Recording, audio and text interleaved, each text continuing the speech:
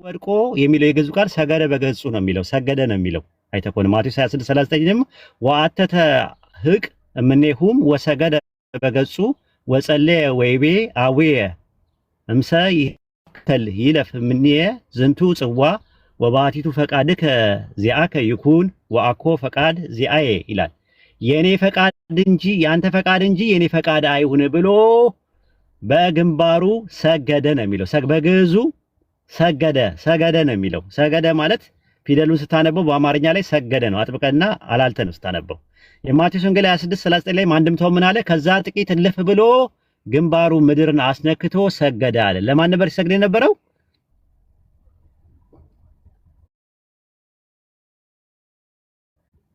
ቢኒ ለማን ነበር ሲሰግድ የነበረው? አሁን እያላችሁት እንዳላችሁ ለአብ ነው ከላይ ጀምሮ አብ። ስለዚህ ኢየሱስ ምን አለ? ኢየሱስ ሲጠይቅ ማቴዎስ ወንጌል ምዕራፍ 4 ቁጥር 10 ላይ ስገድልኝ ሲለው የሚሰግድ አካል መሆኑን በደንብ ተረድቶ ነው። ሰይጣን ጠንቅቆ ነው አበጥሮ ያውቀው ነበረ። እሱ ግን ምን አለ?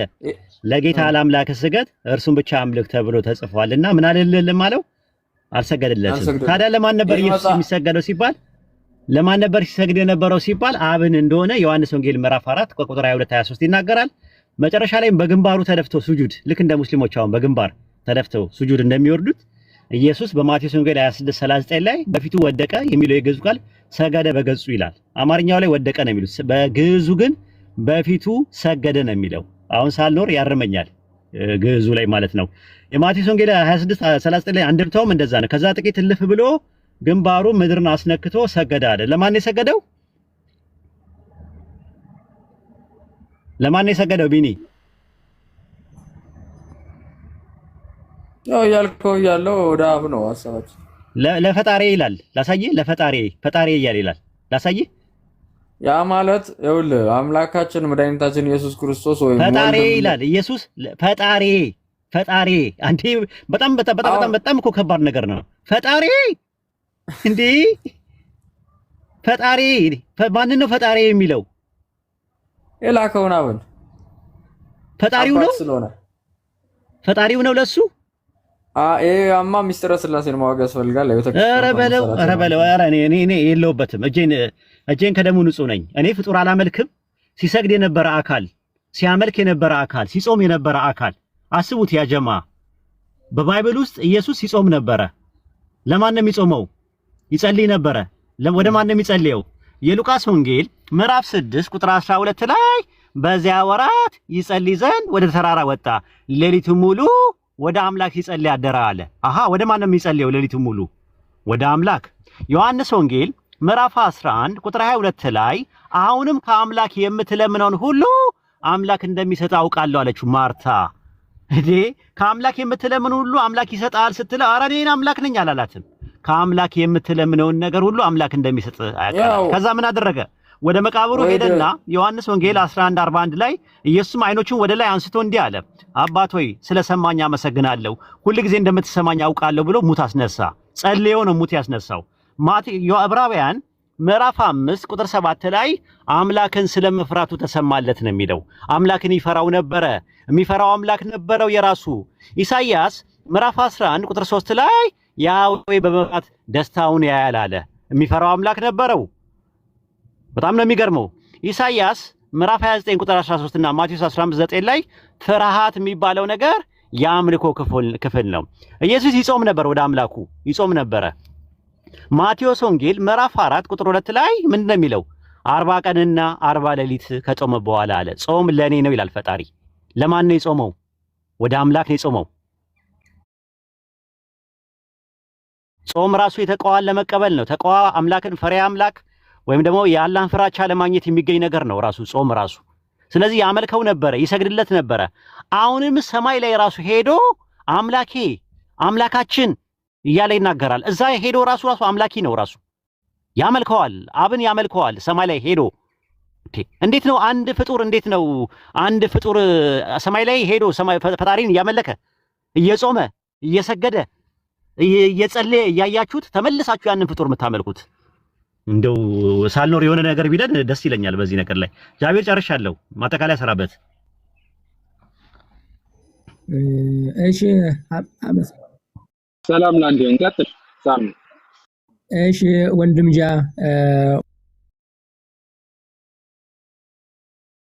እግዚአብሔር ከእናንተ ጋር ይሁን። አመሰግናለሁ ስለምታስገቡኝ፣ እግዚአብሔር ያክብርልኝ። በነገራችን ላይ ኡስታዝ ወይድ ያልከው ሁሉ መጽሐፍ ቅዱስ ላይ አለ፣ ምንም ጥርጥር የለውም። የጨመርክም የቀነስክበትም ነገር የለም። መጽሐፍ ቅዱሱ ላይ አለ። የጠቀስካቸውም ትክክል ጥቅስ ነው። ነገር ግን ያተረጓጎም ስህተትና ያንተ የራስን መረዳት ጨመረበታል። ለምሳሌ ካልካቸው ውጭ አንዱ ክርስቶስ አሁን በስጋ እያለ አብን ያመልከዋል ብለሃል። ክርስቶስ ከተዋህዶ በኋላ አብን ያመልከዋል። አንዳንዴ ሙስሊም ወንድሞቻችን ላይ የሚረሳ ነገር አለ መሰለኝ። እኛ ክርስቶስን ፍጹም ሰው ነው ብቻ አንልም። እንደ አምላክነቱ ዕውርን አበራ፣ እንደ ሰውነቱ ተራበ። እንደ አምላክነቱ እንደ ሰውነቱ በቃና ዘገሊላ ተጠራ። እንደ አምላክነቱ ደግሞ ምን አደረገ? ውሃን ወደ ወይን ቀየረ። ፍጹም ሰው ፍጹም አምላክ ሆኖ ምን ባይዘዊ ክርስቶስ ሰው አይደለም ብሎ የሚያምን ካለ እሱ ክህደት ነውና ጃዋር ወንድሜ ያነሳው አሁን የዮሐንስ ወንጌል ላይ ምዕራፍ 4 ላይ ያነሳው ትክክል ጥቅስ ነው። ነገር ግን ቆይንን እንጨርስ።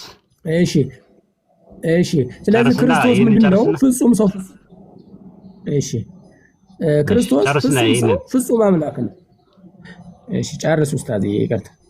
ይሄንን ጨርስና እንትን እንባል። ኢየሱስ ሲያደርጋቸው የነበሩ ስራዎች በአጠቃላይ በስጦታ ያገኘው ነገር ነው ወይስ ከራሱ ነው ማድረግ የሚችለው? ሲያደርጋቸው የነበሩ በአጠቃላይ ዕውር ማብራት፣ ሽባ መተርተር ምናምን የመሳሰሉ ነገሮችን ከራሱ ነው የሚያደርገው ወይስ በስጦታ ያገኘው ነገር ነው?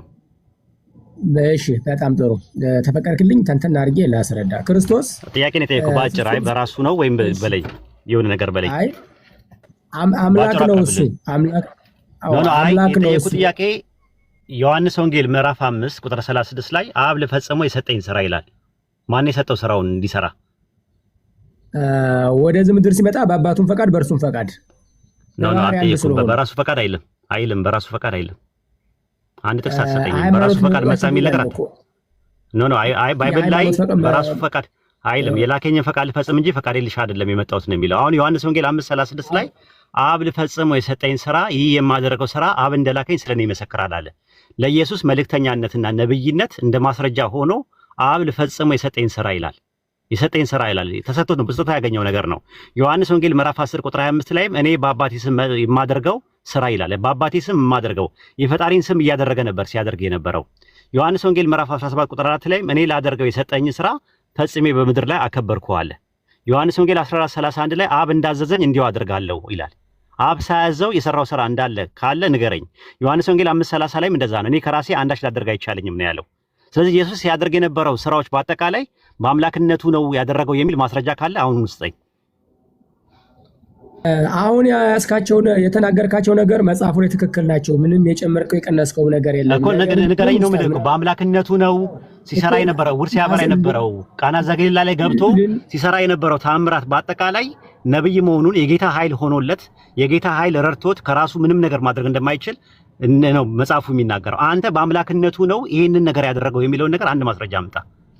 እንዴ በሚገባ በአምላክነቱ ነው እንዴ? እኔ እኮ ምን አለ መሰለው ኡስታዝ ወይድ፣ አሁን አንተ እኮ መነሻዎችን ብቻ ነው አንተ ጥቅሶችን አነሳ፣ ወደታይ ዝቅ ብላ አነበብከው።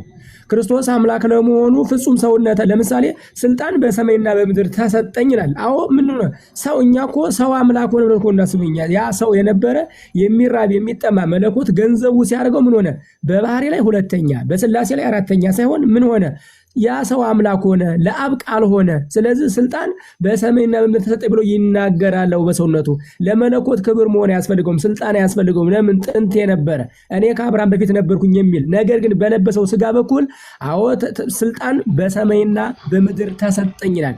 ለማን ተሰጠ ስንል ለለበሰው ስጋ። መለኮት ካል ጥንት የነበረ። አልመለስከውም። ጥያቄ እሱ አይደለም። የምታመጣቸው ጥቅሶች እኔን የሚደግፉ ነገሮች ናቸው። ማቴዎስ 28:18 ላይ ያመጣው ስልጣን ሁሉ በሰማይና በምድር ለኔ ተሰጠኛል። ስለዚህ የመፈወስ ስልጣን፣ ኃጢአት የማስተሰረይ ስልጣን፣ የትኛውንም ስልጣን ከራሱ ያገኘው ነገር አይደለም። የሉቃስ ወንጌል ምዕራፍ 10 ቁጥር 22 ላይ ሁሉ ከአባቴ ተሰጥቶኛልና አለ። በስጦታ እንዳገኘው የታወቀ ጉዳይ ነው። እንደገና ደግሞ ምንድን ነው የሚለው ብዙ ቦታ ላይ ማለት ነው። አይተህ ከሆነ ራሳቸው ሐዋርያቶቹም ራሱ እንደዛ ነው ያሉት። ሉቃስ 24:19 ላይ ይህ ምንድን ነው አሉ? በአምላክና በሕዝብ ሁሉ ፊት በስራና በቃል ብርቱ ነቢይ ስለነበረው ስለ ናዝሬቱ ኢየሱስ ነው አለ። ኢየሱስ በስራና በቃል ብርቱ ነብይ ነበር ብሎ ነው የሚያስቀምጠው መጽሐፉ ላይ ማለት ነው። ሌሎቹም ቦታ ላይ የጌታ ኃይል ሆነለት እንዲያደርግ ነው። እሱ የሚያደርገውን ነገር ሰዎች እንደሚያደርጉትም ተናግሯል። ዮሐንስ ወንጌል ምዕራፍ 14 ቁጥር 13 ላይ እውነት እውነት እላችኋለሁ በእኔ የሚያምን እኔ የማደርገውን ስራ ሁሉ እንዲሁ ያደርጋል አለ። ከዚህ የሚበልጥ ነገር ያደርጋል አለ። ኢየሱስ ያደርጋቸው የነበረው ስራዎች በአጠቃላይ በስጦታ ያገኛቸው የጸጋ ስራ ባይሆኑ ኖሮ በሱ የሚያምን ሰዎች ከዚህ የበለጠ ያደርጋሉ ብሎ አይልም ነበር። ሽባ መተርተር፣ ሙት ማስነሳት፣ ዕውር ማብራት የመሳሰሉ ነገሮች በእርሱ የሚያምን ሰው ሊያደርገው ከቻለ ኢየሱስ ካደረገው የሚበልጥ ስራ ማድረግ ከቻለ ሐዋርያትም ሙት አስነስተዋል፣ ዕውር አብርተዋል፣ ሽባ ተርትረዋል። ስለዚህ ከዚህ አንጻር ኢየሱስ ምድር ላይ ያለ በቆየበት 3 ዓመት ተኩል ቆይታ ውስጥ ሲያደርጋቸው የነበረው ስራዎች በአምላክነቱ ወይም በመለኮትነቱ የሚል የመጽሐፍ ቅዱስ ማስረጃ አታመጣም። ካለ ስጠኝ ነው ያልኩ።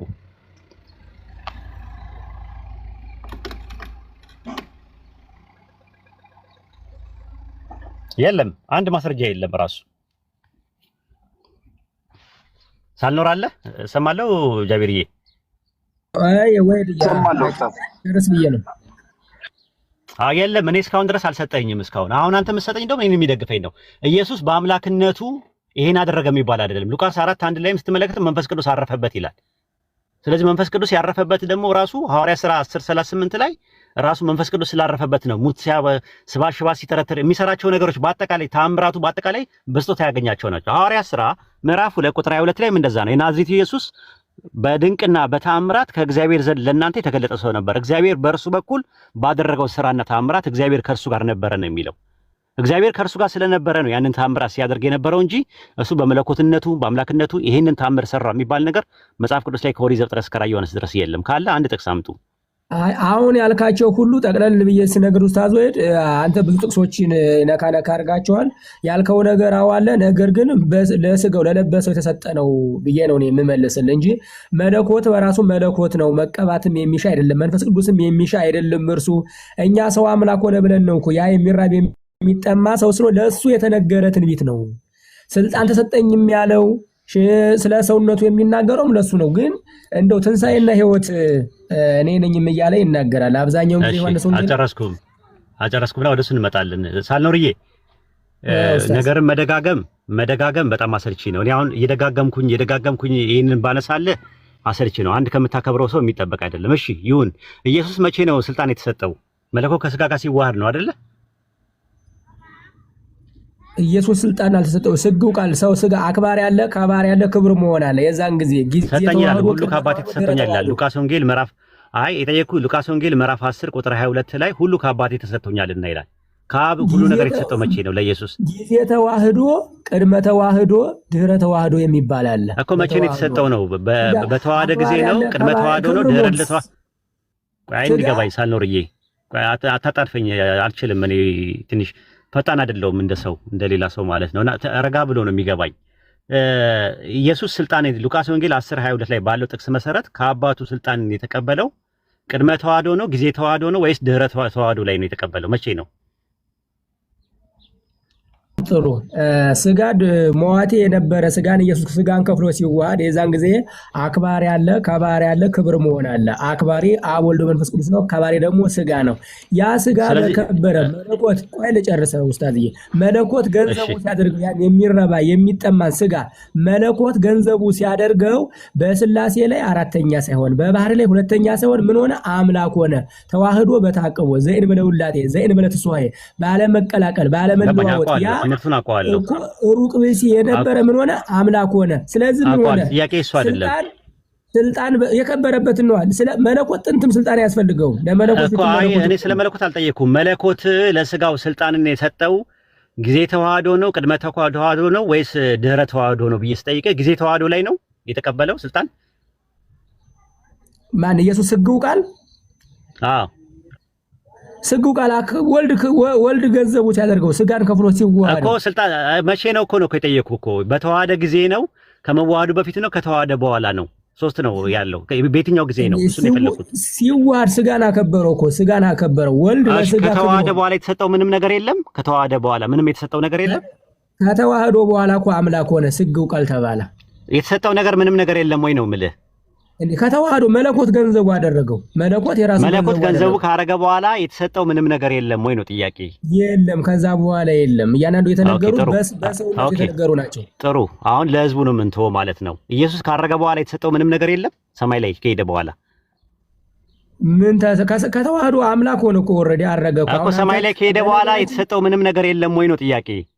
ምንም ነገር የለም። አሁን አንተ አርጎ አሁን ያመልከዋል ብለሃል። እስቲ ያመልከዋል የሚል አሁን ጥቅስ እኮ ሰጣለሁ፣ ግን መጀመሪያ ጨርሳ ስለተሰጠው ነገር እንጨርሳ።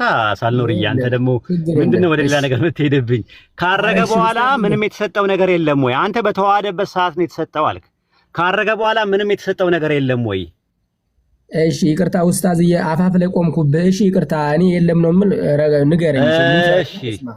እሺ ኧረ ችግር የለውም። ራዕየ ዮሐንስ ምዕራፍ 1 ቁጥር 1 ላይ እግዚአብሔር ለኢየሱስ ክርስቶስ የሰጠው ኢየሱስ ክርስቶስ ደግሞ በመልአኩ አመልክቶ ለዮሐንስ ሰጣል። ራእዩን እግዚአብሔር ለማን ነው የሰጠው? ራእይ 1:1 ላይ መጀመሪያ የሰጠው ለማን ነው? ለማን ነው የሰጠው? ሳልኖር ለዮሐንስ። ሬቪሌሽኑን አፖካሊፕስን ወይም ሬቪሌሽኑን ለኢየሱስ የሰጠው ማን ነው? ራእይ 1:1 ላይ ዮሐንስ ነው። ለዮሐንስ ራእዩ ለዮሐንስ ለኢየሱስ ክርስቶስ የሰጠው ነው የሚለው። ለኢየሱስ ክርስቶስ የሰጠው ጃቢር አንዴ ያውጣልኝ፣ ህዝቡ ይመልከተው። ጃቢሮ ያውጣልኝ አንዴ፣ የሚችል ሰው ጋራ ወይ ምናምን 5 ሰከንድ። እሺ ራዕየ ዮሐንስ ምዕራፍ 1 ቁጥር 1 ላይ እግዚአብሔር ለኢየሱስ ክርስቶስ የሰጠው ራእይ ይህ ነው ይላል። ማን ነው ለማን የሰጠው?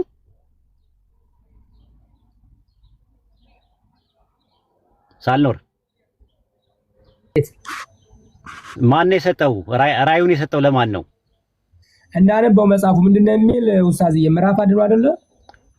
ምዕራፍ 1 ቁጥር 1 ራእይ 1:1 ላይ ቶሎ ይሁን ዘንድ የሚገባውን ነገር አለኝ እኔ ችግር የለም አለ።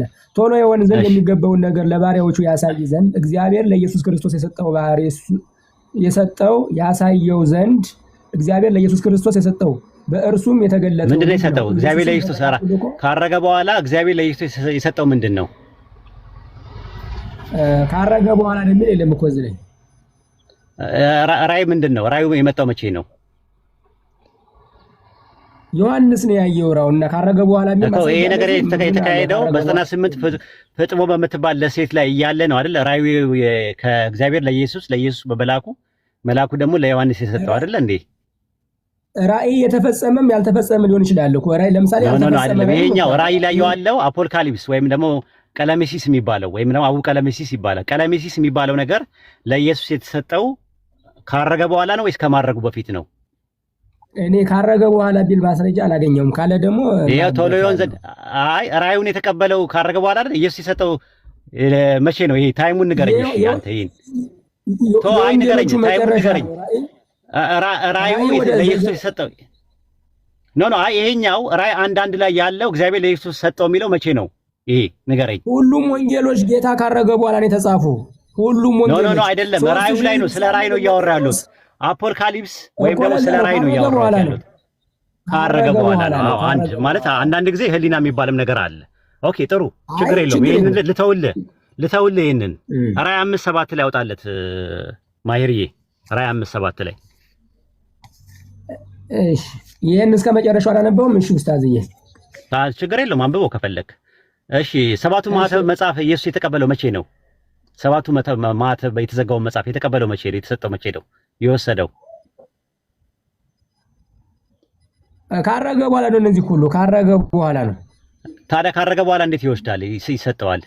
እንዴት ሊሰጠው ቻለ? ካረገ በኋላ በተዋሃደበት ሰዓት ከተዋሃደ በኋላ ምንም የተሰጠው ነገር የለም አልከኝ። ራእይ 1:1 ላይ ግን ካረገ በኋላ ራእይ 5:7 ላይም ካረገ በኋላ ሰባቱ ማኅተምን ራእይንም ተሰጥቶታል። ያው ተሰጥቶታል። ሰባቱ ማኅተም መጽሐፍ የሚባለው ተሰጥቶታል ለኢየሱስ ካረገ በኋላ። ልክ ነኝ? አንዴ ያው መጽሐፉ ሁሉም እኮ ካረገ በኋላ የተጻፈ እኮ መጽሐፉ ትክክል ነው አይደለም። እኔ ራእይ ላይ ነው ያልኩ። ይሄ ራእይ ላይ እዚህ ላይ ያለው በጉ በዙፋን ላይ ከተቀመጠው ሰባቱ ማኅተም የተጻፈበት መጽሐፍን የወሰደው መቼ ነው? ካረገ በኋላ ነው ወይስ ከማረጉ በፊት ነው? ትክክል ነህ። ቀጥል። ትክክል ነህ። ችግር የለም። እሺ ራእይ 6:2 ላይ ያወጣለትና ወደ አንተ እንሄዳለን። ራእይ 6:2 ላይ እሺ፣ አየሁም አለ እንዶ አምባ ፈረስ ላይ ወጣ፣ በእርሱ ላይ የተቀመጠው ቀስት ነበረው፣ አክሊልም ተሰጠው፣ ድል እየነሳ ወጣ፣ ድል ለመንሳት አለ። ስለማን ነው የሚያወራው? ይሄ ስለ ኢየሱስ ነው የሚያወራ። ምን ተሰጠው ይላል? እንዳነበብከው ነው። ምን ተሰጠው ይላል ጥቅሱ ላይ? ኢየሱስም እነሆ አምባ ፈረስ ላይ ወጣ፣ በእርሱም ላይ የተቀመጠው ቀስት ነበረው፣ አክሊልም ተሰጠው ይላል። ድልም የነሳ ማን ነው አክሊል የሰጠው ለኢየሱስ? ለኢየሱስ አክሊል የሰጠው ማን ነው እንዴ? አባቱ። መቼ ነው የሰጠው? ድል ለነሳው። መቼ ነው የሰጠው ነው ያልኩ? ለማን ነው የሰጠው አይደለም ያልኩ። ድል ከነሳው በኋላ። ኦኬ። ስለዚህ በተዋህደ ጊዜ ያልተሰጠው ነገር አለ፣ በኋላ ላይ የተሰጠው ነገር አለ። ታዲያ ድህረ ተዋህዶ ላይ እንዴት እንደዛ ነገር ይሰጠዋል? የባህሪ አባቱ ነው። ባይዘው ግን አውቀዋል ኡስታዝ ወይ? የባህሪ አባቱ ነው። የለም የባህሪ አባት የባህሪ ልጅ የሚባል ነገር የለም። እሱን እንመጣበታለን። ወደ ሌላ ነገር ዳይቨርት ለማድረግ ነው። ይሄንን ጨርሰው ከተዋህደ በኋላ የተሰጠው ምንም ነገር የለም ብላችሁ ታስተምራላችሁ። ራዕይ 1:1 ላይ ራዕይ እንደተሰጠው ይናገራል። ራዕይ 5:7 ላይ ደግሞ 7 ማዕተብ የተዘጋ መጽሐፍት እንደተሰጠው ይናገራል። ራዕይ ምዕራፍ 6 ቁጥር 2 ላይ ደግሞ አክሊል እንደተሰጠው ይናገራል። ሰማይ ላይ ደግሞ ሆኖ ደግሞ አምላካችን እያለ ይናገራል። አምላኬ እያለ ይናገራል። ሰማይ ላይ አሁን ላይ በአሁን ሰዓት አምላኪ ነው፣ አብን እያመለከ ነው ያለው። ያመልካል የሚል ማስላውታለት ያመልካል የሚል አሁን ከተዋህዶ በኋላ አምልኮ የለም። ከተዋህዶ በኋላ አምልኮ የለም ኡስታዝ። ከተዋህዶ በኋላ አምልኮ የለም። ያመልካል የሚል ችግር የለውም እኮ። ኦኬ ችግር የለውም። ራዕይ 3:2 ላይ ምን ይላል? 3:2 ላይ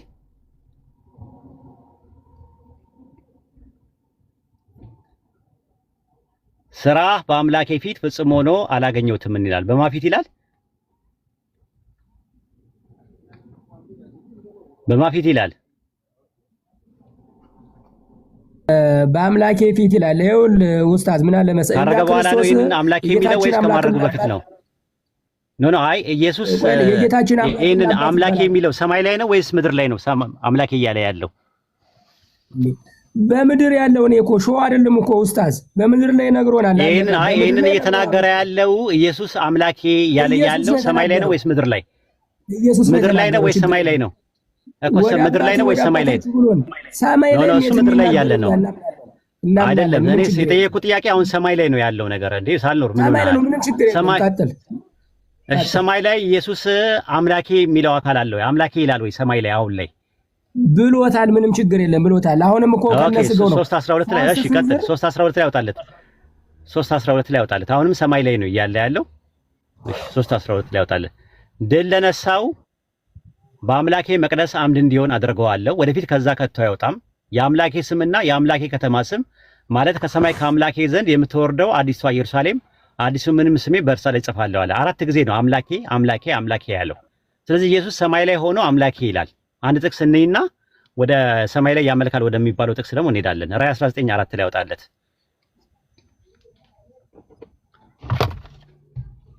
ራዕይ 19:4 ላይ እሺ ምን ይላል እዚህ ጋር አየው? እሺ ቁጥር 5 ላይ ግባ። ቁጥር 5 ላይ ግባ። ድምጽም እንዲህ ሲል ከዙፋኑ ወጣ አለ። ያው ከዙፋኑ መካከል ያለው በጉ ነው። ባሪያዎች ሁሉ እሱን የምትፈሩ ታላላቆች ታናናሾች ሆይ አምላካችንን አመስግኑ። ይሄን የሚናገረው ማን ነው?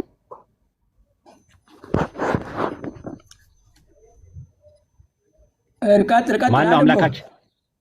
አምላካችንን አመስግኑ የሚለው ማን ነው? እዚህ ጋር የተናገረው ማን ነው? አንበው ቀጥል። ምኑን ላንበው? በቃ ጨረስኩኝ እኮ 5 ላይ ነበር ፈልገው አንብቤያለሁ። አንድ ጥቅስ ላይ ብቻ ቆመህ ኡስታዝ እንዴት ይደረጋል? ወደ ላይና ወደ ታች አንብብልህ። ምንም ለውጥ የለውም። ለውጥ ያንብብልህ። ቆይ ወይድ ልንገር ኡስታዝ ወይድ ምን መሰለህ፣ እኛ ክርስቶስ የጌታችን አምላክና አባት እያለ ተናግረዋል ጳውሎስ። ኖ አምላካችን ብሎ ከማጋ ደምሮ ነው አምላካችን ያለው ኢየሱስ። አሁን የጠቀስከው ጋራ ይኸውልህ ወደ አምላኬ ወደ አምላካችሁ ወደ አባቴ ወደ ሰማይ ላይ እኮ ነው የምናግርህ። አምላካችን እንዴት ይላል? አምላካችንን አመስግኑ እንዴት ይላል ሰማይ ላይ?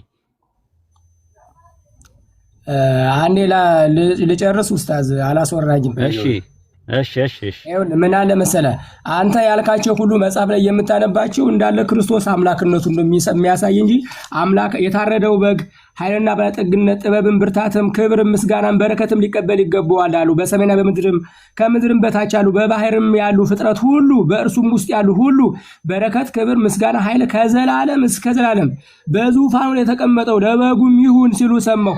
የሚመለክ እንጂ የሚያመልክ አይደለም ከተዋህዶ በኋላ። በነገራችን ላይ ከተዋህዶ በኋላ መጀመሪያ እንጨርስና ራዕይ 5:13 ላይ የሚያወራው እናየዋለን። ሌላ ቦታ ላይ አትሂድ። አሁን እኮ አይደለም ወሳት በክርስቶስ ነው አምላካችን ተመላኪም የለም። ቆይ እያስገደድኩ እንዲመስለኝ አልፈልግም። ሳልኖርዬ በጣም ስለማከብር ማለት ነውና አምላካችንን አመስግኑ ያለው ማን ነው? እዚህ ጋር ራዕይ 19:5 ላይ ያለው በዙፋኑ ላይ ከዙፋኑ መካከል የወጣው ድምጽ የማን? ከመመን ጋር ወደ አምላካችንን የሚል የለም። አምላካችንን ሰማይ ላይ እኮ ነው የሚለው። አምላካችንን አመስግኑ ያለው ማን ነው? እዚህ ጋር ማን ነው የተናገረው? መጽሐፉ ውስጥ ምንድነው? ከላይ ሰፋር ጋር አምላካችንን ከኛ ጋር ወደ አምላኬ ወደ አምላካችሁ ወደ አባቴ ነጥሎ ነው እንጂ የሚናገር እንደው ከአንድ ላይ ጨፍልቆ አምላካችንን የሚል ቃል ከዮሐንስ ወንጌል ከዘፍጥረት እስከ ዮሐንስ ራዕይ አታመጣ አለ። ሁለት ቦታ አለ። አንደኛው ይሄ ነው፣ አንደኛውን አሳያለሁ። አምላካችንን አመስግኑ የሚለው እዚህ ጋር ማን ነው? ነጥሎ ነው የሚናገር። አምላካችንን አመስግኑ የሚለው ከዙፋኑ የወጣው የማን ድምጽ ነው? ይሄንን አንድምታውን አይተህ ንገረኝ። እኔ አንድምታ የለውም መንገድ ላይ እኔ መጽሐፍ አልያዝኩም። በቃ ችግር የለውም። እሺ ኢሳይያስ 61:1 ላይ አውጣለት አንድ ጥቅስ እንይና አምላካችንን የሚል የለም አለ። አምላካችን ይላል ኢየሱስ። ኢሳይያስ 61:1 ላይ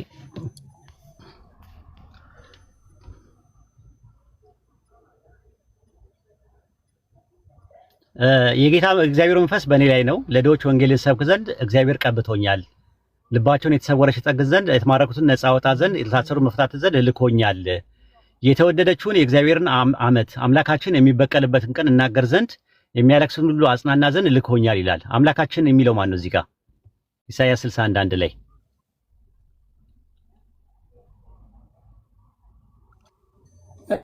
ቀብቶኛልና ያለውም ትክክል ነው።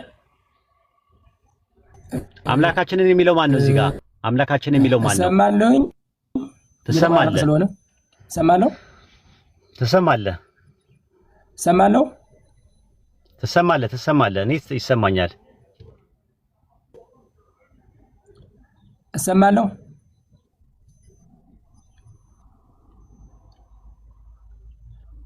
እኔ አልሰማም። ባይ ዘ ዌይ ጋይስ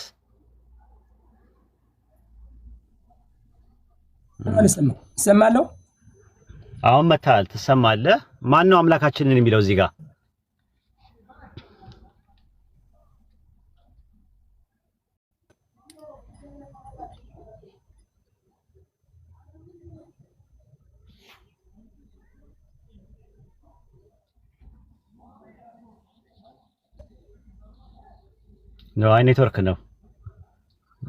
ነው ኔትወርክ ነው ይመስለኛል እንጂ አይደነግጥም። ሳልኖር በጣም ጎበዝ ነው። ምንም እውነትን ለመጋፈጥ በነገራችን ላይ ከኦርቶዶክስ ወጥቷል እኮ ሻሪያ መያዝ ብቻ ነው የሚቀረው። አሁን አክፈራውታል እኛ ቤት ስለሚመጣ።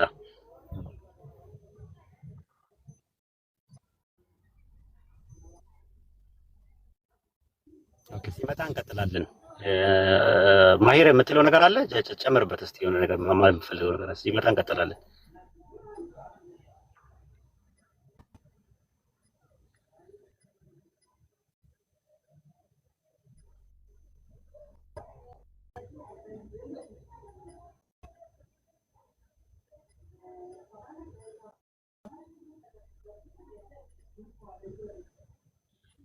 በነገራችን ላይ ከተዋሃደ በኋላ አያመልክም ነበር የሚለው ማሂሮ ሲሰግድ የነበረው ሲጾም የነበረው ሲንበረከክ የነበረው ሲጸልይ የነበረው ከተዋሃደ በኋላ አይደል እንዴ? እንደነሱ ትምህርት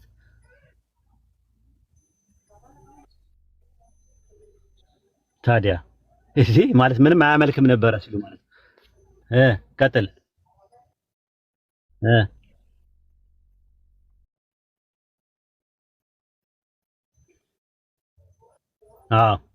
የማሂር አይሰማም። ሚውት አድርገህ ከእንደገና ከፈተው። አንዴ ማሂር ሚውት አድርገውና ከእንደገና ከፈተው የራስን አካውንት። እስቲ አሁን ይሰማችኋል? ያጀማ አሁንስ አንዳንድ አሳዩ የሚሰማችሁ ከሆነ የማሂር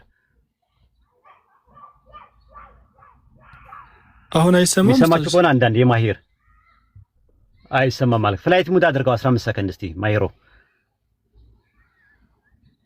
በላይት ሙድ አድርገው 15 ሰከንድ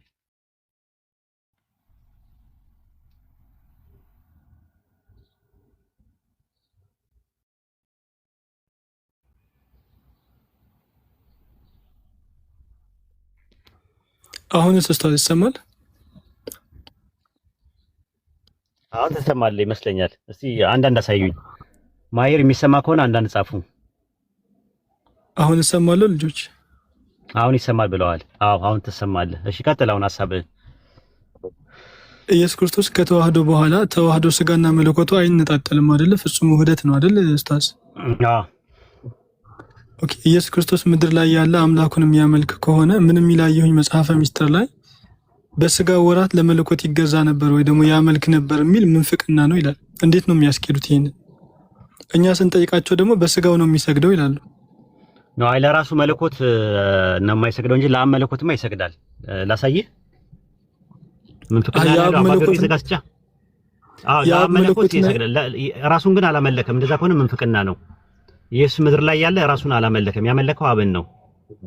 እሱም ተዋህዶት የነበረው መለኮትና የአብ መለኮት የሁለት የተለያየ መለኮት ነው።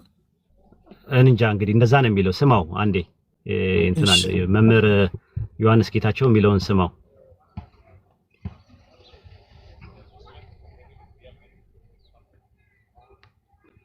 እስቲ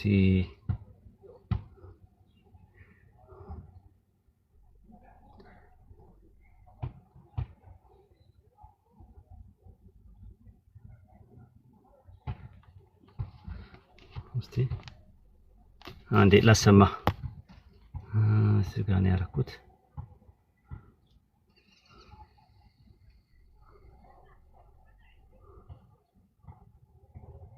ስማው። እሺ ኡስታዝ እናገራለሁ። አንዳንድ ሰዎች በጣም ስለሚረበሹ በተለይ አብሉዲ ዘሮሜ በጣም አጽንኦት ነው የሚሰጠው። ለምሳሌ ስግው ቃል ኢየሱስ ክርስቶስ ሰግዷል አልሰገደም?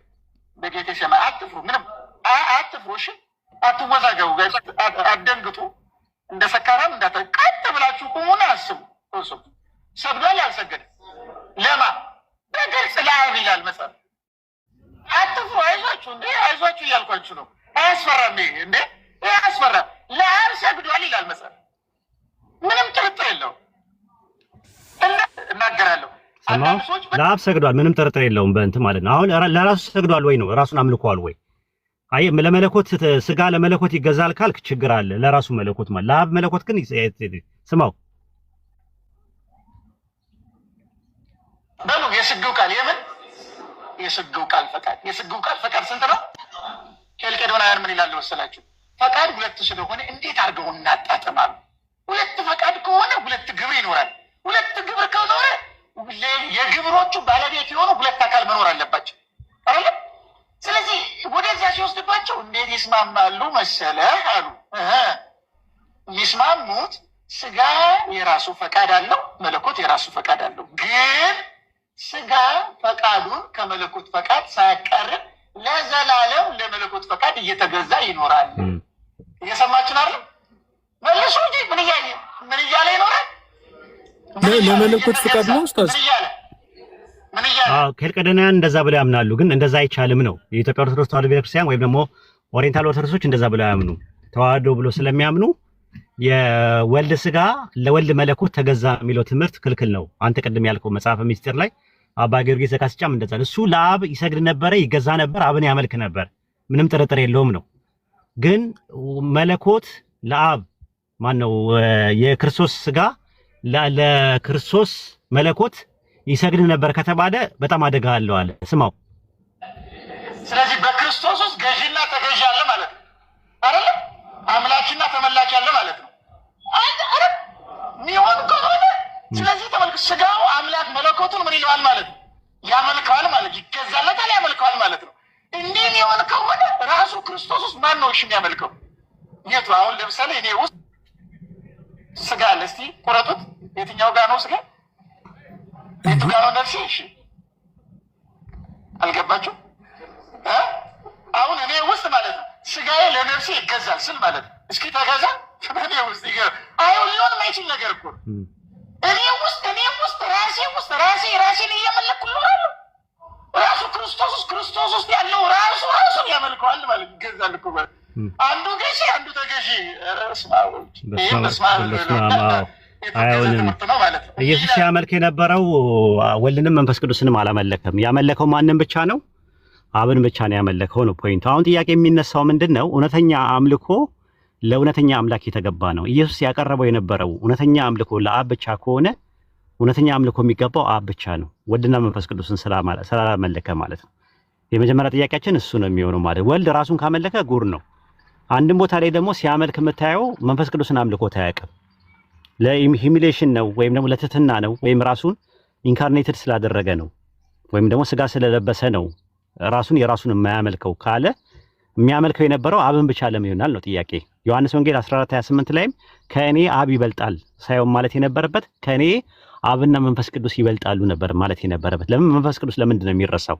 ለምንድን ነው ሁልጊዜ የአብን የበላይነት መጽሐፍ ቅዱስ የሚያስቀምጠው ብለህ ስትል ከዚህ አንጻር ነው መታየት ያለበት። እና አባ ጊዮርጊስ ዘጋስጫ ያለው ምንድነው? ስጋው ለአምላክ ወይም ደግሞ ለመለኮት ተገዛ አንልም። ለወልድ መለኮት አልተገዛም። ሲገዛ የነበረው ለማን ነው? ለአብ ብቻ ነው። ስለዚህ በአብና በወልድ መካከል የኦንቶሎጂካሊ ራሱ ሰቦርዲኔሽን አለ ማለት ነው። ምክንያቱም ስጋው መለኮት አይደለም፣ አብ ግን መለኮት ነው። ስጋው ያ ሰውና ያ አብ የሚባለው በባህሪ አንድ አይደሉም። አብ በባህሪው አምላክ ብቻ ነው። ወልድ ደግሞ ወይም ደግሞ ኢየሱስ የምትለው ደግሞ ሰውነቱ ምን አለው? የሰው ባህሪ ያለው። የሰው ባህሪና የአምላክ ባህሪ ደግሞ የተለያየ ነው። ሲጀመር ጀምሮ ቢያዋህደው ምን ብትለውም አዋህደው ራሱ የሚባለው ትምህርት ራሱን የቻለ ችግር ያለበት ነገር ነው። ነገር ግን ነጥቡ ያለው ይሄ ነው። አባ ጊዮርጊስ ዘጋስጫ ያስቀመጠው ነገር ከመምህር ዮሐንስ ጌታቸው ጋር ምንም የሚቃረን ነገር የለውም እና ይሄን ነው ማይሪ። እዚህ ጋር ሌላ ጥያቄ ኡስታዝ፣ እንዴት መሰለ የአብ የወልድና የመንፈስ ቅዱስ መለኮት አንድ መለኮት ነው አይደለ? በመለኮት ነው አይደለ? ሁሉም አንድ የሆኑት በምንነት በመለኮታቸው አንድ መለኮት ነው። ኢየሱስ ክርስቶስ በስጋ ሲገዛ የነበረው የአብን መለኮት ነው። አብን ነው ሲያመልክ የነበረው። በቃ አለቀ። አብን ካመለከ በቃ አለቀ። ፊሽካው ተነፋ እኮ የአብ መለኮትና የአብን መለኮት እንደዛ ይሉማ። የአብን መለኮት ከሆነማ ወልድና መንፈስ ቅዱስ አብረው እየተመለኩ ነው ወደሚለው ትምህርት ይሄዳል። እነሱ የሚሉት አብን ነው ሲያመልክ የነበረው። ማንን ነው የሚያመልክ የነበረው ብለህ ነው ጥያቄ ማቅረብ ያለብህ እንጂ ምንን ነው የሚያመልክ የነበረውማ አምላክን ነው ሲያመልክ የነበረው። ግን አምላክ አንድ አምላክ የተባለው አብ ነው። እንደውም ቸርች ፋዘርስ ሲያስተምሩት የነበረው አንድ አምላክ ነው አባት የተባለው ብሎ ነው የሚያስተምሩት። አብ የተባለው ራሱ አንድ አምላክ ነው ብሎ ነው የሚያስተምሩት። ስለዚህ አብ ከሆነ አንድ አምላክ የተባለው አንድ አምላክ ከሆነ አባት የተባለው ወይም አብ የተባለው ወልድ አብ እስካልሆነ ድረስ አንድ አምላክ ውስጥ አይካተትም። ያን ነው በጣም አጥብቀንኛ ስላሴ የምንቃወመው ማለት ነው። ከዛ አንጻር ነው እንትን የምንለው ማለት ነው። መጥቷል ሳልኖር አይ ቲንክ መቀጠል እንችላለን ከነበርበት። ሳልኖር ኢሳይያስ 61:1 ላይ ነበር የነበርነው። አነበብከው? ሁሱ ካለስ ድምጽ ቢያሰማን ኡስታዝ እንዳይዘረግፈን። እሺ አናግረው። ቆይ አንዴ ሳልኖር ሁሱ አለ። ሁሱ ይሰማል? ኦኬ የለም። በቃ ኡስታዝ ቀጥሉ። እኔ ልደውልለት።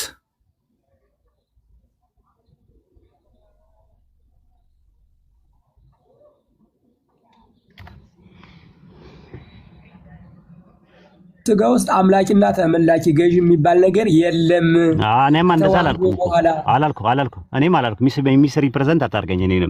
እኔም ያልኩት ምንድነው ክርስቶስ ከሰው ከሆነ በኋላ ድንግል ማርያም ማጸኑት ፕሮሰስ ካደረገ በኋላ አምልኳል አብን ነው እያልኩ ያሉት። አምልኳል ስለ ሰግዷል፣ ጾመዋል፣ ሲፈራው ነበረ ምናምን ነገር። አንተ ከተዋህዶ በኋላ ከምትለው በኋላ ይሄን ነገር አድርጓል። አምላካችን ብሎ አያውቅም ላልከው ኢሳይያስ 61:1 ላይ ገብቼ ያሳይቻለሁ። አምላካችን እንደሚል አይተዋል አይደል? ያመለከው ነው። አሁንም እኮ ነው ሰማይ ላይ ቅድም ያልኩ። ቆይ አዳምጠኝ።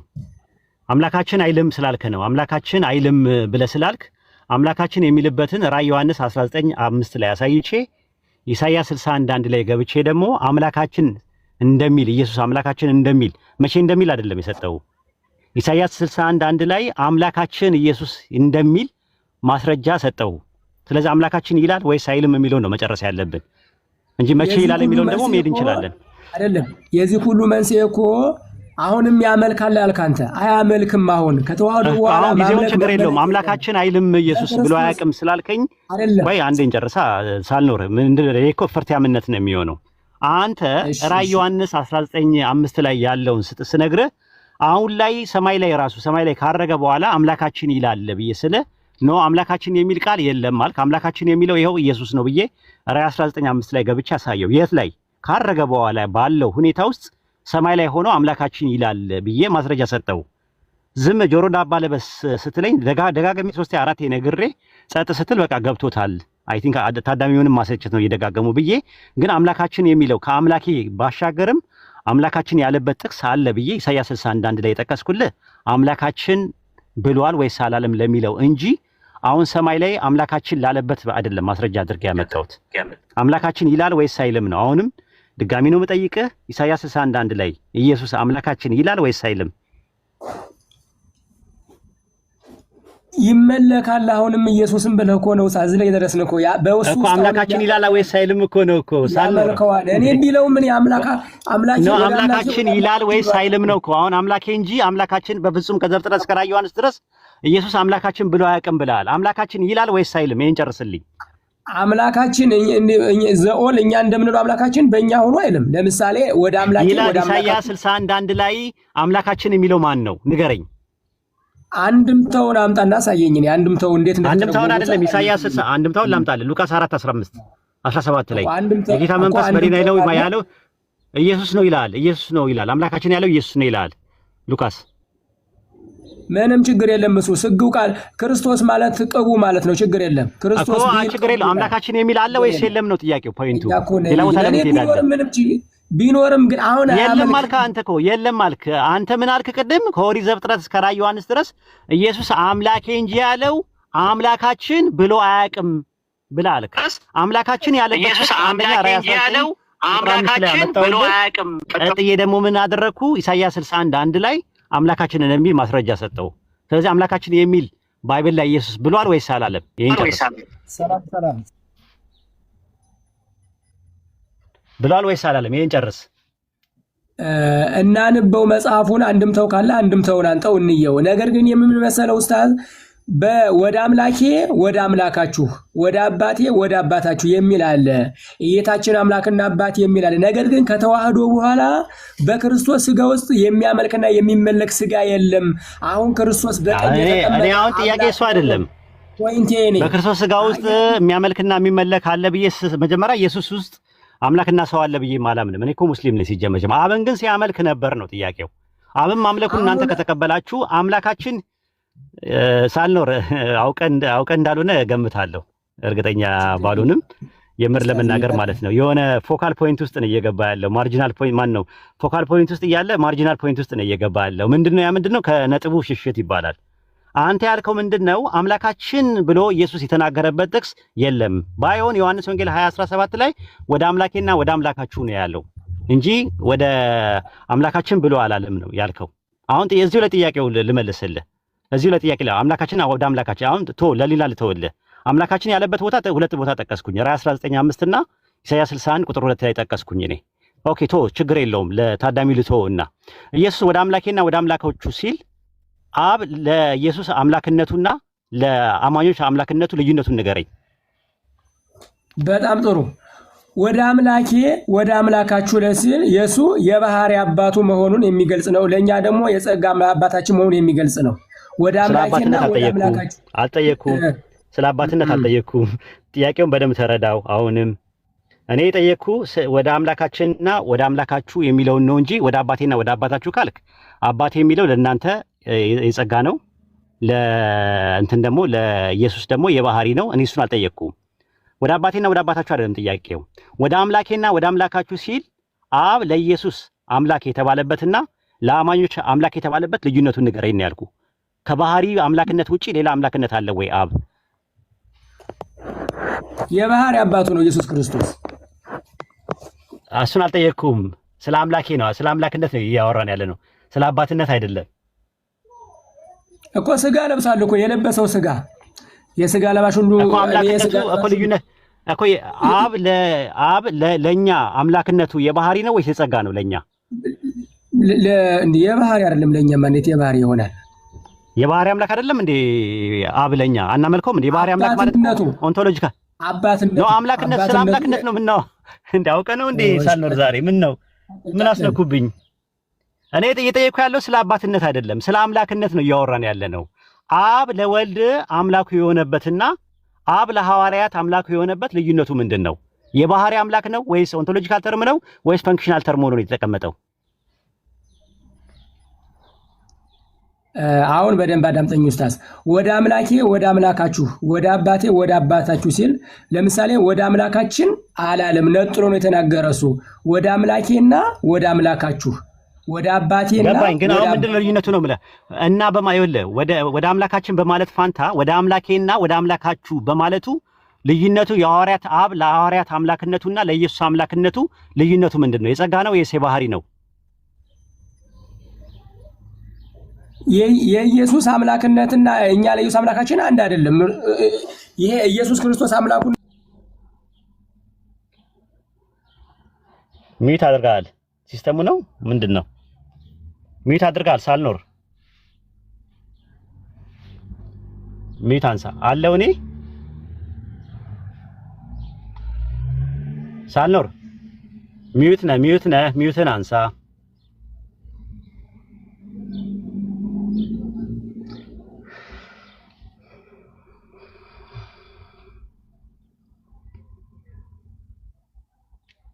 ኦኬ አይ ሌላ ጥቅስ ልሰጠው ነበር እኮ ዘፍጥረት ማሂር ካለ ዘፍጥረት 42 43 23 አውጣ። እስከዛ ድረስ ተዘጋጅ።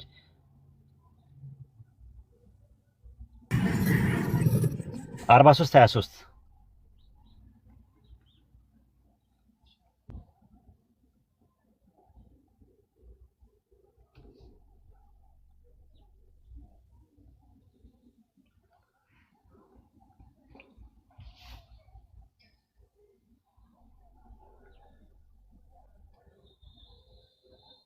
ወጣ ኔትወርክ ነው መሰለኝ። ኦኬ በቃ ይሄንን ማጠቃለል ስራበትና ሐሳብ ትሰጡበታላችሁ። የዘፍጥረት ምዕራፍ 43 ቁጥር 23 ላይ እንደዚህ አለ። ዮሴፍ አላቸው ሰላም ለእናንተ ይሁን፣ አትፍሩ። አምላካችሁና የአባታችሁ አምላክ በዓይኖቻችሁ የተሰወረውን ገንዘብ ሰጣችሁ፣ ብራችሁንም ደርሶኛልና አለ። አምላካችሁና የአባታችሁ አምላክ አለ። አምላካችሁ ያለው ወንድሞቹን ነው፣ 12 ወንድሞቹን ነው። የአባታችሁ አምላክ ያለው ደግሞ አባታችሁ የሚለው ያዕቆብን ነው። ጥያቄ የምናነሳው አምላካችሁ ብሎ አይደለም ያለው፣ የእናንተና የአባቴ አምላክ ብሎ አይደለም ያለው ምንድነው? ለብቻው ነጥሎ ነው ያስቀመጠው። አምላካችሁ እና የአባታችሁ አምላክ ብሎ ነው ያስቀመጠው። ስለዚህ ያ ማለት አምላክነቱ ለያዕቆብና ለ11 ወንድሞቹ ልዩነት አለው ብለን እንላለን አንልም። ባይሆን አባትየው ማዕረግ ስላለው ለብቻው ነጥሎ እልቅናን ለማሳየት አምጥቶታል ለብቻው።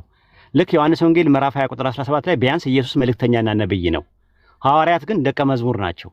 ስለዚህ ቢያንስ የደረጃ ልዩነት ስላላቸው ወደ አምላኬና ወደ አምላካችሁ ብሏል። በተጨማሪ ደግሞ ኢየሱስ አምላካችንም ብሏል ራሱ ማለት ነው። እሱ ከመጣ ደግሞ ምን ሰጠው ደግሞ ራዕይ 8:2 ላይ ነው። ራዕይ 8:2 ላይ ያውጣው ማሂር እና እንትን በሉ ራዕይ 8:2 ላይ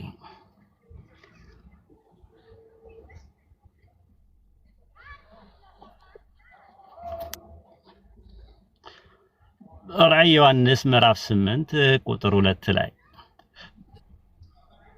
ኖ ዕብራውያን 8:2 ላይ ሶሪ ኖ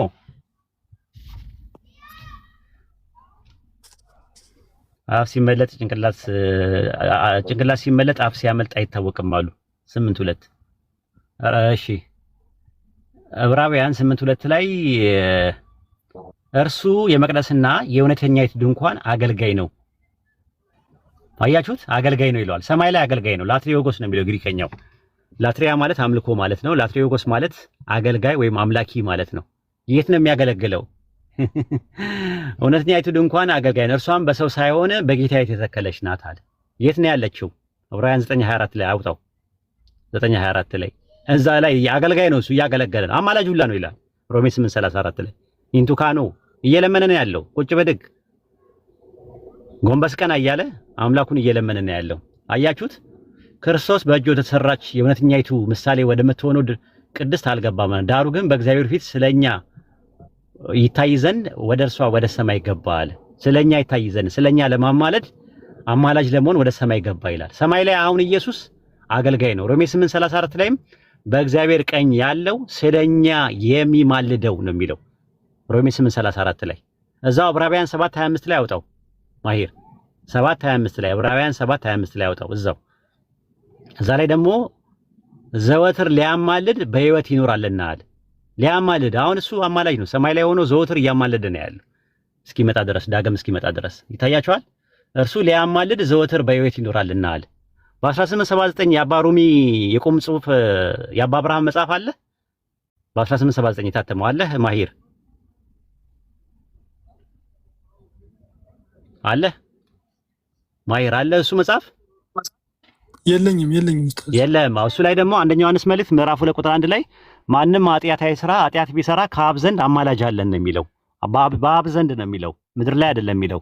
በአብ ዘንድ ጠበቃ አለን የሚለው አማርኛው ላይ የ1879 የአባ ሮሚ የአባ አብርሃም መጽሐፍ ላይ ምንድነው የሚለው? አማላጅ አለን ይላል። ስለዚህ ኢየሱስ አማላጅ ካለ ከሆነ ተማላጅ አለ ማለት ነው። እሱ ለማኝ ነው፣ ተለማኝ አይደለም። ስለዚህ ሰማይ ላይ አሁንም እያመለከ ነው ያለው ነው። ደግሞ የሚያመልክ አካል ደግሞ ለምን ታመልኩታላችሁ? ዮሐንስ ወንጌል 16:26 ላይ እንደዛ ነው። እኔ በዛን ቀን ትለምናላችሁ፣ እኔ ስለእናንተ አብን አልለምንም አለ። ዳግም ሲመጣ ያቆማል ያ ነገር። ስመጣ አለ አቆማለሁ አለ ራሱ። በስሜ ትለምናላችሁ፣ እኔ ግን በዛን ቀን አብ ይወዳችኋል። ስለዚህ በዚያ ቀን እኔ ምን አልልም አለ። ሚት አድርገ ጀስቲስ ምን አለ? እኔ ስለእናንተ አብን አልለምንም አለ። ያበቃል። በዚያ ቀን አለ ሲመጣ ዳግም ሲመጣ ያቆማል። ምልጃውም ምኑም ያቆማል ማለት ነው። ከዛ በኋላ ምን ይሆናል ስንል አንደኛ ቆሮንቶስ 15:24 እና 26 ላይ ምንድነው የሚለው? ሁሉ አስገዛለት ምን ይላል? ይገዛል። ያኔ በዚያን ጊዜ ማለት ነው ሲመጣ በቃ ያስረክባል፣ ሁሉ ነገር ያስረክባል። እንትኑን ፈንክሽኑን ማለት ነው ራሱ ተልእኮውን ወይም ደግሞ ኦፊሱን ያስረክባል ማለት ነው። ይሄን ይመስላል። እግዚአብሔር መሰረት የምትሉት ነገር ካለ ጨማምሩበት።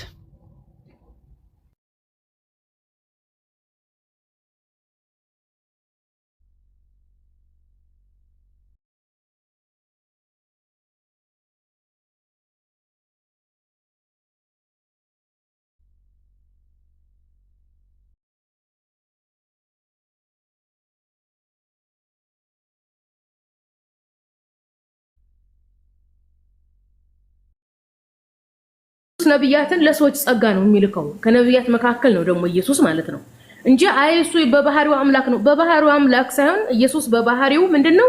ሰው ነው። ሰው የሰው ልጅ ነው፣ የድንግል ማርያም ልጅ ነው። እግዚአብሔር ለእስራኤላውያኖች የሰጣቸው ጸጋ ነው። ምክንያቱም ወደ እግዚአብሔር እንዲታረቁ ከእግዚአብሔር ጋር እንዲታረቁ። ለዛም ነው ጳውሎስ ለጢሞቴዎስ በላከለት ደብዳቤ ላይ አንድ እግዚአብሔር አለና ይላል። እኔ አሁን ጳውሎስ በጣም የሚገርመኝ ምን ፈርቶ ነው? ያኒ ስላሴ የሚለው ነገር ለወደፊት ይነሳል ብሎ ፈርቶ ነው ወይስ በሰዓቱ እንደዚህ አይነት ጭብርብሪት ስላለ ነው? በተደጋጋሚ አንድ እግዚአብሔር አለን የሚለው እላለሁ። እናም አንድ እግዚአብሔር ምንድነው? አንድ እግዚአብሔር አለና እሱም ደግሞ ህዝብንና አንዱን እግዚአብሔር የሚያስታርቅ ሰው የሆነው ክርስቶስ ኢየሱስ ነው ይላል። ስለዚህ ኢየሱስ ምንድነው? እግዚአብሔር የሰጠን ጸጋ ነው እንጂ በባህሪው አምላክ አይደለም። በነገራችን ላይ በባህሪው አምላክ ብሎ ማለት ያኒ ፈጣሪ ነው እንደማለት ነው። ታውቃላችሁ? ያኒ አሁን ለምሳሌ ሰው በባህሪው ሰው ነው። ሰውኛ ነገር ያደርጋል፣ ይራባል፣ ይጠማል፣ ይቆጣል፣ ይስቃል፣ ያለቅሳል። እንስሳ በባህሪያቸው እንስሳ ናቸው፣ አይናገሩ ምናምን። ኢየሱስ ምን አደረጉት? የድንግል ማርያም ልጅ ሆኖ ሳለ የማርያምን ማህፀን የከፈተ የበኩር ወንድ ልጅ እያለው የሉቃስ ወንጌል ምን ይላሉ እነሱ? በባህሪው አምላክ ነው። እንዴት ነው በባህሪው አምላክ የሚሆነው? ኢየሱስ እያንቀላፋ እየተራበ እየተጠማ የሚያውቀው ነገር እንኳን የለም። የበለስ ወራትን እንኳን አያውቅም። እንዴት ነው በባህሪው አምላክ የሆነ? አያንቀላፋም፣ አይበላም፣ አይጠጣም። ምክንያቱም መዝሙረ ዳዊት ላይ እግዚአብሔር እኔ አልበላም አልጠጣም ስላለ ማለት ነው። እግዚአብሔር ያኒ እንትን ህያው የሆነ አምላክ ነው። ታውቃላችሁ? የማይሞት አምላክ ነው። ኢየሱስ ደግሞ ኢቭን ሞት ፈርቶ ሲጸልይ የነበረ ሰው ነው። ስለዚህ መጽሐፍ ቅዱስን በደንብ አንብቡት፣ አትሸወዱ ነው የምንላችሁ ወገኖቻችን። እናም ደግሞ ኢየሱስ ጋር አብረውት የኖሩት ማለት ነው። አሁን እዚህ ጋር አንድምታ ሲል ነበር ቅድም ኡስታዝ ጋር ሲያወራ የነበረው ኦርቶዶክሱ ማለት ነው። አንድምታ እንደውም የኢትዮጵያ ኦርቶዶክስ ተዋሕዶ ቤተክርስቲያን አንድምታ በጣም የበለጸገው በንጉስ ፋሲል ዘመን ነው። ከዛ በፊት አልፎ ነበር የሚነገረው። ያኒ ንጉስ ፋሲል አይ ቲንክ ከዛሬ 500 ዓመት በፊት ማለት ነው። ከዛ በፊት አልነበረም። እና የኦርቶዶክስ አንድምታ ኦርቶዶክስን የሚመስል እንጂ ወንጌልን የሚመስል አይደለም። የጳውሎስን መብት የሚጠብቅ አይደለም፣ የሐዋርያትን መብት የሚጠብቅ አይደለም። መብት ስላችሁ ሐዋርያት ኢየሱስን ማን ብለው ያምኑት ነበር የሚለው ላይ ፎከስ አያደርጉም። በቃ አንድን ጥቅስ ከጳውሎስ ይመዙና ኢየሱስን ፈጣሪ ለማድረግ የራሳቸውን አንድምታ ትርጓሜ ያስቀምጣሉ። ስለዚህ የኢትዮጵያ ኦርቶዶክስ ተዋሕዶ ቤተክርስቲያን አንድምታ ትርጓሜ ከጳውሎስ እምነት ጋር ከጴጥሮስ እምነት ጋር ከሐዋርያት እምነት ጋር ካልገጠመ ተቀባይነት የለውም። ይህንን ማወቅ አለባችሁ እላለሁ። አንደኛ በመጨረሻም የምናገረው ኢየሱስ ክርስቶስን በአይናቸው ያዩት አብረውት የበሉት አብረውት የጠጡት በእጃቸው የዳሰሱት ምናሉት መምህር ሆይ ነው ያሉት እንጂ ፈጣሪያችን ሆይ አላሉትም። ለምሳሌ የዮሐንስ ወንጌል ምዕራፍ 11 ላይ ብትሄዱ የአላዛር እህት አለች። የአላዛር እህት ወንድሟ በሞተ ሰዓት ኢየሱስ ክርስቶስ ምናላት ለአላዛር እህት ለማርታ እኔ ምንድነው ያለት ትንሳኤን ምንድነበር እኔ ትንሳኤን ምንድነበር እኔ